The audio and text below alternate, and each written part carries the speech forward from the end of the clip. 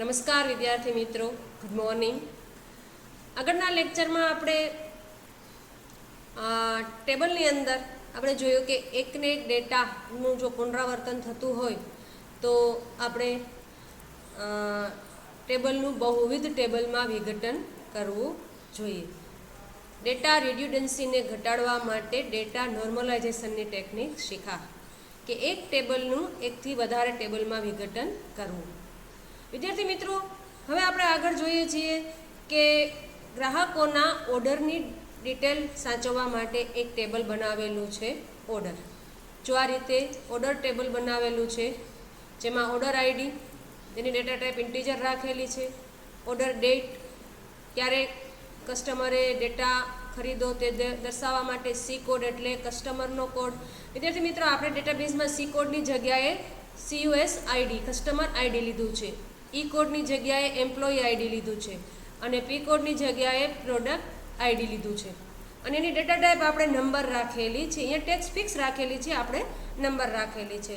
પછી ક્વોન્ટિટી એ કેટલો જથ્થો ખરીદે છે ગ્રાહક એ બતાવેલું છે અને સેલ પ્રાઇસ એટલે એની પ્રાઇસ શું છે વસ્તુની એ દર્શાવેલું છે. તો વિદ્યાર્થી મિત્રો, મેં અહીંયા આ રીતે એક ઓર્ડર ટેબલ બનાવેલું છે. જુઓ, આ ઓર્ડર ટેબલ છે અને એમાં ડેટા એન્ટ્રી પણ કરી દીધી છે. હવે તમે અહીંયા જોશો, નિરીક્ષણ કરશો તો તમને ખ્યાલ આવશે કે ઓર્ડર ટેબલની અંદર પણ ડેટા રિડ્યુડન્સી એટલે કે ડેટાનું પુનરાવર્તન થાય છે. જો આ કસ્ટમર આઈડી છે તો કસ્ટમર આઈડીમાં એક કારણ કે એક જ ગ્રાહક એકથી વધારે વસ્તુ ખરીદે તો કસ્ટમર આઈડી તો એમાં એક જ આવશે. તો અહીંયા જો વારંવાર એક ડેટાનું પુનરાવર્તન થયું. એવી જ રીતે એમ્પ્લોયી આઈડીમાં જુઓ તો બીજા અનેક કસ્ટમરને એક જ એમ્પ્લોયી દ્વારા સેલિંગ કરવામાં આવતું હોય તો એ પણ એનું પુનરાવર્તન થશે. પ્રોડક્ટ આઈડીનું પણ પુનરાવર્તન થશે, ક્વોન્ટિટીનું પણ પુનરાવર્તન થશે. તો અહીંયા એકને એક ડેટાનું વારંવાર પુનરાવર્તન થાય છે. તો માટે આપણે આ ડેટા રિડ્યુડન્સી ઘટાડવા માટે પાછું શું કરવું પડશે? ઓર્ડર ટેબલનું વિઘટન કરશું અને એમાંથી આપણે એક ઓર્ડર ટેબલ રાખશું અને એક ઓર્ડર ડિટેલ ટેબલ બનાવશું, જેથી કરી અને અમુક ફિલ્ડ છે આમાંથી ઓછા કરશું અને અમુક ફિલ્ડ છે એ આપણે બીજા ટેબલની અંદર રાખીશું. તો હવે આપણે ઓર્ડર ટેબલનું વિઘટન કરી અને ઓર્ડર ડિટેલ ટેબલ એમાંથી આપણે બનાવશું. જો વિદ્યાર્થી મિત્રો, અહીંયા ઓર્ડર ટેબલ છે એનું વિઘટન કરીને ઓર્ડર ડિટેલ ટેબલ બનાવવામાં આવેલું છે. તો અહીંયા ઓર્ડર ટેબલમાં માત્ર કેટલા ફિલ્ડ રાખેલા છે? Order ID, order date, C code અને ઈ કોડ. એટલે પી કોડ કાઢી નાખેલું છે, ક્વોન્ટિટી કાઢી નાખેલું છે અને સેલ પ્રાઇસ કાઢી નાખેલું છે. એને કેમાં લઈ લીધા છે? ઓર્ડર ડિટેલમાં. તો જો અહીંયા ઓર્ડર આઈડી, પી કોડ, ક્વોન્ટિટી અને સેલ પ્રાઇસ. તો આપણે શું કરીશું? આ ટેબલ ઓર્ડર ટેબલમાંથી આ જે ફિલ્ડ છે પી કોડ, ક્વોન્ટિટી અને સેલ પ્રાઇસ, એને આપણે શું કરીશું? ડિલીટ કરીશું. તો એને ડિલીટ કરવા માટે આપણે પહેલાં એ ટેબલ ખોલીએ.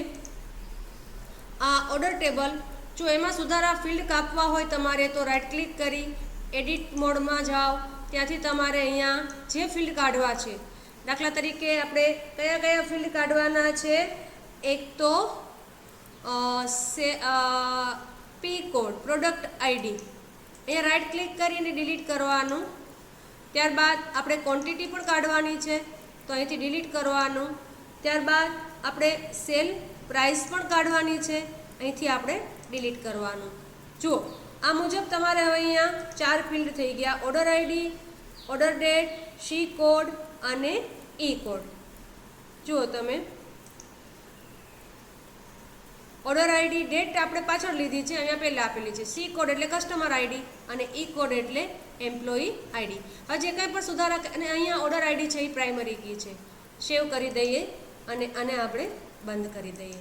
હવે આપણે નવું ટેબલ બનાવીએ, ઓર્ડર ડિટેલ. કયું ટેબલ બનાવશું? Order detail. તો આપણે હવે ટેબલ બનાવવા માટે પાછું આપણે ડેટાબેઝના ખોલશું. અહીંથી ડિઝાઇન વ્યૂમાં બનાવશું. પહેલું ફિલ્ડ છે ઓર્ડર આઈડી,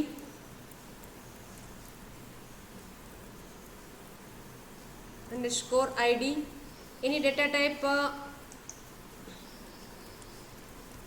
ઓર્ડર આઈડી, એની ડેટા ટાઈપ મેં નંબર રાખેલી છે એટલે હું નંબર જ રાખીશ, નંબર. ત્યારબાદ તમારે બીજું ફિલ્ડ છે પ્રોડક્ટ કોડ, પી કોડ. તો મેં આપણે આગળ ડેટાબેઝમાં PROD_ID લીધેલું છે.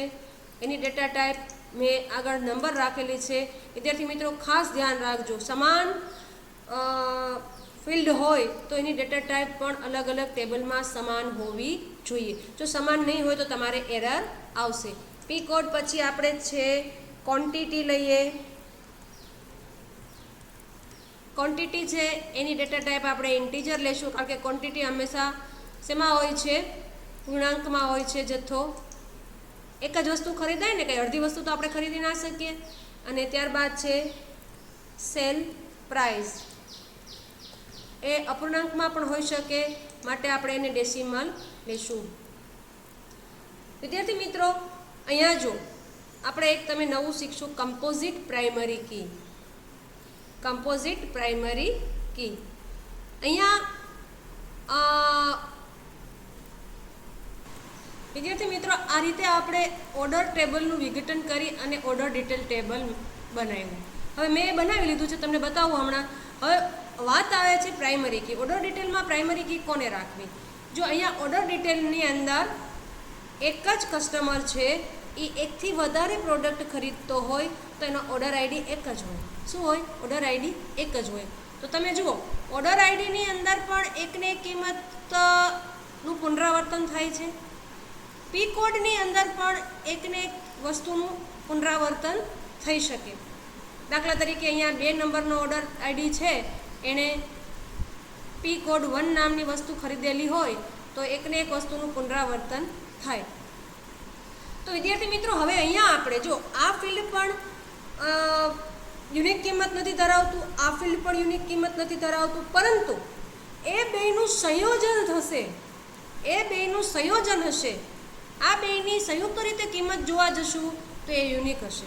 કેવી હશે? યુનિક હશે. કારણ કે જો 1 નંબરની આઈડી ધરાવતો કસ્ટમર છે, એક ઓર્ડર આઈડી છે પહેલો, એણે પી કોડ 1 ખરીદેલું છે, પછી પાછું અહીંયા 1 અને 1 એને વસ્તુ નહીં આવે, એ બીજી વસ્તુ ખરીદેલી હશે તો પ્રોડક્ટ કોડ બીજો હશે. તો આ રીતે આપણે આ બે ફિલ્ડ છે એ બેની સંયુક્ત રીતે યુનિક કિંમત થશે. તો આપણે આ બે ફિલ્ડ ઉપર આપણે પ્રાઇમરી કી સેટ કરવી પડે. હમણાં આપણે ડેટા એન્ટ્રી કરી અને જોશું. તો આ રીતે બે ફિલ્ડ ઉપર જ્યારે આપણે પ્રાઇમરી કી સેટ કરીએ છીએ, અને ક્યારે કરીએ છીએ? બે ફિલ્ડ થઈ અને એની કિંમત યુનિક હોય તો આપણે એને કમ્પોઝિટ પ્રાઇમરી કી કહેવાય. અને એ આપણે કેમ સેટ કરવી એ આપણે જોઈએ. જો અહીંયા મેં 4 ફિલ્ડ બનાવી દીધેલા છે ઓર્ડર ડિટેલ ટેબલના. તો આપણે શું કરવાનું? પ્રાઇમરી કી સેટ કરવા માટે આ ફિલ્ડ સિલેક્ટ કરવાનું, ત્યારબાદ શિફ્ટ કી દબાવી. કઈ કી દબાવી? શિફ્ટ કી દબાવી બીજું ફિલ્ડ તૈયાર કરવાનું, અને પછી આપણે અહીંયા પ્રાઇમરી કી જો આ રીતે રાઇટ ક્લિક કરી પ્રાઇમરી કી સેટ કરવાની. તો જો આ બેની અંદર પ્રાઇમરી કી આવી ગઈ. તો આવી રીતે બે ફિલ્ડ ઉપર આપણે જ્યારે પ્રાઇમરી કી સેટ કરીએ તો એને કમ્પોઝિટ પ્રાઇમરી કી કહેવાય. જો અહીંયા આપણે જોઈએ આપણે ટેબલની અંદર હવે એ ટેબલ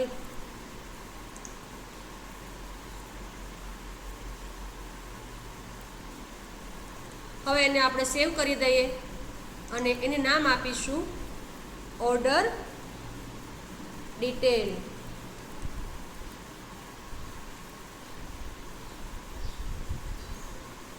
અહીંયા કંઈક એરર આવેલી છે. ઓર્ડર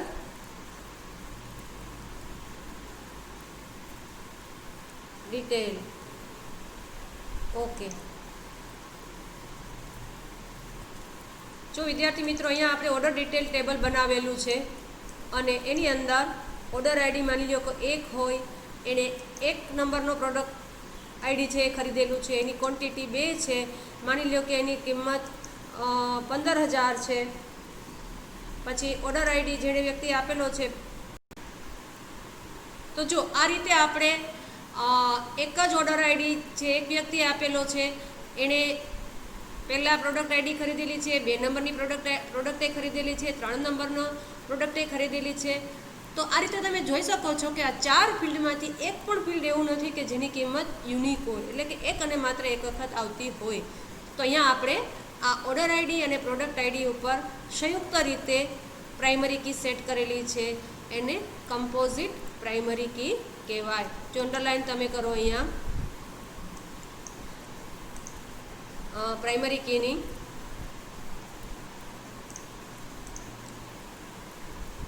એક જ ઓર્ડરમાં પ્રોડક્ટ કોડનું પુનરાવર્તન 2 ફિલ્ડના જોડાણથી પ્રાઇમરી કી બનાવવામાં આવે છે. જ્યારે એક કરતાં વધારે ફિલ્ડના જોડાણને પ્રાઇમરી કી તરીકે નક્કી કરવામાં આવે ત્યારે તેને કમ્પોઝિટ પ્રાઇમરી કી કહેવાય. શું કહેવાય એને? કમ્પોઝિટ પ્રાઇમરી કી કહેવાય. વિદ્યાર્થી મિત્રો ફરી વખત જોઈ લો કમ્પોઝિટ પ્રાઇમરી કી કેવી રીતે સેટ કરાય. તો જો આ ઓર્ડર ડિટેલ ટેબલ છે, એના ઉપર રાઇટ ક્લિક કરી અને આપણે એડિટ કરવાનું. તો આ રીતે આપણું ટેબલનું ડિઝાઇન વ્યૂ ખુલી જશે. અહીંયા જો આ બેની ઉપર તમને પ્રાઇમરી કી છે, શું કરવાનું? પહેલાં એક ફિલ્ડ પસંદ કરવાનું, પછી કંટ્રોલ કી દબાવી કંટ્રોલ કી દબાવી અને બીજું ફિલ્ડ પસંદ કરવાનું. પછી અહીંયા રાઇટ ક્લિક કરી અને પ્રાઇમરી કી કરશો એટલે બંનેની અંદર પ્રાઇમરી કી આવી જશે. તો અહીંયા 2 ફિલ્ડનું જોડાણ છે પ્રાઇમરી કી તરીકે, તો એને કેવી પ્રાઇમરી કી કહેવાશે? Composite primary key. હવે આપણે ઓર્ડર ટેબલનું વિઘટન કરીને ઓર્ડર ડિટેલ ટેબલ આપણે મેળવું. તો આ રીતે આપણે બંને વચ્ચે પછી જોડાણ કરી રિલેશન કરી અને આપણે સંપૂર્ણ ઓર્ડરની માહિતી છે એ મેળવી શકીએ છીએ અને એકને એક માહિતીનું પુનરાવર્તન થતું નથી. અહીંયા વિદ્યાર્થી મિત્રો તમને કમ્પોઝિટ પ્રાઇમરી કી કેવી રીતે સેટ કરવી એ આપણને આપેલું છે કે કંટ્રોલ કી દબાવો અને પી કોડ. જો પહેલાં ઓર્ડર આઈડી ફિલ્ડ પસંદ કરો, પછી કંટ્રોલ કી દબાવીને પી કોડ, આપણે પ્રોડક્ટ છે મેં તમને જે હમણાં બતાવ્યું એ રીતે તમે પ્રાઇમરી કી સેટ કરી શકો. હવે ઓર્ડર શિપમેન્ટ અને ઓર્ડર પેમેન્ટ ટેબલ પણ છે, પણ એમાં આપણે જવું નથી. આપણે આગળ હવે જોઈશું બેઝના અંદર. બેઝમાં ટેબલ વચ્ચે સંબંધ બનાવવો. સંબંધ બનાવવાની જરૂર શા માટે પડે? તો વિદ્યાર્થી મિત્રો, દાખલા તરીકે આપણા ડેટાબેઝની અંદર માની લ્યો કે સ્ટેટ ટેબલની અંદર આપણે 5 રાજ્યો લીધા છે અને 5 રાજ્યોને જ આપણે માલ વેચીએ છીએ, સેલિંગ કરીએ છીએ. માટે આપણે 5 રાજ્યો લીધેલા છે. દાખલા તરીકે ગુજરાત, રાજસ્થાન, મહારાષ્ટ્ર, પંજાબ અને યુપી. આ 5 રાજ્ય લીધેલું છે. તો જ્યારે કોઈ મહારાષ્ટ્રનો કોઈ કસ્ટમર આવે અને એ આપણી પાસેથી વસ્તુ ખરીદે તો કસ્ટમર ટેબલની અંદર આપણે એ મહારાષ્ટ્રનું નામ ઉમેર્યું અને ઉમેરી પણ શકાય. પણ વિદ્યાર્થી મિત્રો, આપણે ખાલી 5 જ રાજ્યોને જ્યારે આપણે આપવાનું છે તો આપણે મહારાષ્ટ્રને પણ આપીએ છીએ તો એ એડ થઈ જશે. તો શું આ યોગ્ય છે? આ રીતે આપણે એને એડ કરવો જોઈએ? નહીં. જો આપણે સ્ટેટ અને કસ્ટમર ટેબલને જોઈન્ટ કરેલું હશે તો આપણને એ મહારાષ્ટ્રના કસ્ટમરની વિગતો ઉમેરવા દેશે નહીં. લોજિકલ રીતે એ સાચું છે નહીં. જો અહીંયા આપણને કીધું છે, ઉદાહરણ આપેલું છે કે કસ્ટમર, દાખલા તરીકે ગોરેગાંવ, મુંબઈ, મહારાષ્ટ્રના નવા ગ્રાહકના રેકોર્ડ કસ્ટમર ટેબલમાં ઉમેરો છે. હજી સુધી સ્ટેટ ટેબલમાં મહારાષ્ટ્ર ટેબલ આપણે ઉમેરેલું છે નહીં અને સિટી ટેબલમાં મુંબઈ સિટીનો ગોરેગાંવ વિસ્તાર પણ ઉમેરેલો નથી, જેનો પિનકોડ 452001 છે. તો આ ગ્રાહક તમે કસ્ટમર ટેબલમાં જો રિલેશન સંબંધ નહીં કરેલો હોય તો તમે કસ્ટમર ટેબલની અંદર ઉમેરશો તો ઉમેરાઈ જશે. પણ લોજિકલ રીતે આપણે વિચારીએ તો એ ઉમેરવા દેવો જોઈએ, કારણ કે સ્ટેટ ટેબલમાં તો આપણે મહારાષ્ટ્ર લીધેલું નથી. તો જ્યારે આપણે, કારણ કે સિટી ટેબલને એ અનુરૂપ છે નહીં, તો આપણે 2 ટેબલની વચ્ચે જો રિલેશન કરેલું હશે તો આ રીતે જે સ્ટેટના કસ્ટમર ઉમેરેલા નથી એને આપણા ડેટાબેઝની અંદર ઉમેરવાની પરમિશન આપશે નહીં. એટલે ટેબલ વચ્ચે સંબંધ સ્થાપિત કરવાથી, અંડરલાઇન કરજો અહીંયા, ટેબલ વચ્ચે સંબંધ સ્થાપિત કરવાથી સંદર્ભિત ફિલ્ડમાં વપરાશકર્તાને નકામો ડેટા એન્ટર કરતા રોકશે. જો આપણે મહારાષ્ટ્રના કસ્ટમરને વસ્તુ વેચવી હોય તો પહેલાં આપણે સ્ટેટ ટેબલની અંદર મહારાષ્ટ્ર ઉમેરવું પડે, સિટી ટેબલની અંદર બોમ્બે ઉમેરવું પડે, તો જ આપણે કસ્ટમર ટેબલની અંદર એને ઉમેરી શકીએ, નહીં તો આપણે ઉમેરી શકીએ નહીં. વિદ્યાર્થી મિત્રો, બે ટેબલની વચ્ચે કેવી રીતે રિલેશન કરવું એ આપણે હવે જોઈએ. જો આપણે ડેટાબેઝ આપણે ખોલવાનો રહેશે આપણો. હવે આ આપણો ડેટાબેઝ છે. અહીંયા જો એના સ્ટેપ આપેલા છે.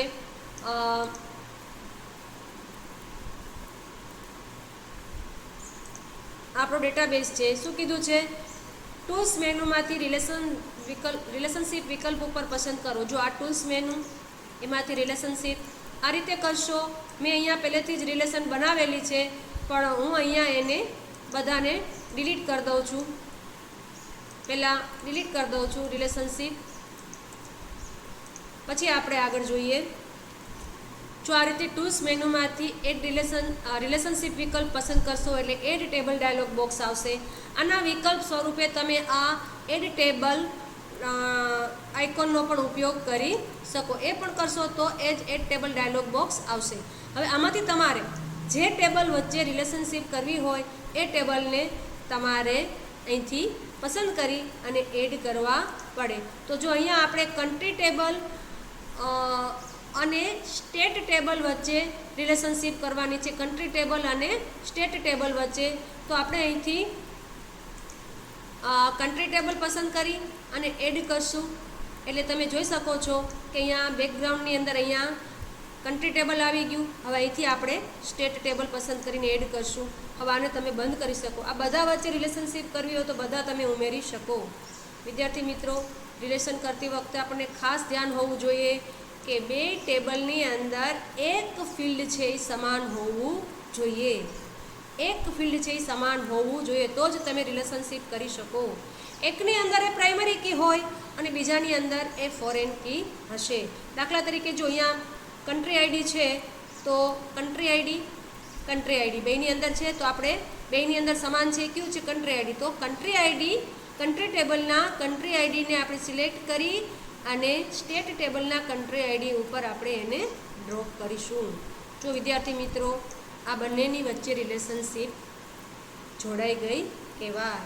હવે તમે સ્ટેટ ટેબલની અંદર એવા જ સ્ટેટ ઉમેરી શકશો કે જે કન્ટ્રી આઈડી એનો આમાં ઉમેરેલો હોય તે. કન્ટ્રી આઈડી ઉમેરેલો ન હોય એવા સ્ટેટ તમે આની અંદર ઉમેરી શકશો નહીં. વિદ્યાર્થી મિત્રો, અહીંયા તમે જોઈ શકશો કે તમને આ બે એક બાજુ 1 દેખાય છે અને એક બાજુ 1 દેખાય છે. ખાસ ધ્યાન રાખજો, જે બાજુ 1 છે એ પ્રાઇમરી કી હશે અને n હશે એ ફોરેન કી હશે.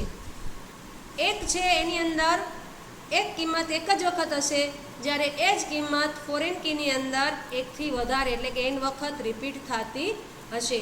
આને રેફરન્સ ટેબલ કહેવાય અને રેફરન્સિંગ ટેબલ કહેવાય. અહીંયા ફોરેન કી છે એ અહીંથી એની કિંમતો મેળવશે. અહીંયા અંડરલાઇન કરજો વિદ્યાર્થી મિત્રો કે લેબલ 1 છે એ પ્રાઇમરી કી બાજુએ અને લેબલ n છે એ ફોરેન કી બાજુએ પ્રદર્શિત થયેલ હશે. તો કન્ટ્રી ટેબલનું કન્ટ્રી આઈડી ફિલ્ડ એ પ્રાઇમરી કી છે, તેની કિંમત કેવી હશે? અજોડ હશે. અને પ્રાઇમરી કીમાં સંગ્રહિત દરેક અજોડ કિંમત ફોરેન કીમાં n વખત એટલે કે 1 થી વધારે વખત પણ રિપીટ થતી હશે. આ જાતના સંબંધ હશે એને કેવો સંબંધ કહેવાશે? 1 થી અનેક. એક ટેબલમાં પ્રાઇમરી કીવાળા ટેબલની અંદર એક રેકોર્ડ એક વખત હશે, જ્યારે ફોરેન કીવાળા ટેબલની અંદર 1 થી વધારે વખત પણ રિપીટ થતો હશે. પ્રાઇમરી કીવાળા ટેબલને રિફર્ડ ટેબલ કહેવાશે, જ્યારે ફોરેન કીવાળા ટેબલને રેફરન્સિંગ ટેબલ કહેવાશે. તો અહીંયા આપણને આ આપેલું છે કે આ 1 થી અનેક સંબંધ કહેવાય. આ કન્ટ્રી ટેબલ છે તો એમાં ઇન્ડિયા એક જ વખત આવશે, જ્યારે એટલે કે કન્ટ્રી આઈડી 1 થી એક જ વખત આવશે, જ્યારે સ્ટેટ ટેબલની અંદર જો એ 1 થી વધુ વખત રિપીટ થાય છે તો આને 1 થી અનેક સંબંધ કહી શકાય. વિદ્યાર્થી મિત્રો, આજે આપણે આટલું રાખીએ છીએ. પછી આપણે આગળના નેક્સ્ટ લેક્ચરની અંદર સંદર્ભ સંપૂર્ણતા રેફરન્સલ ઇન્ટિગ્રિટી જોઈશું. ધન્યવાદ.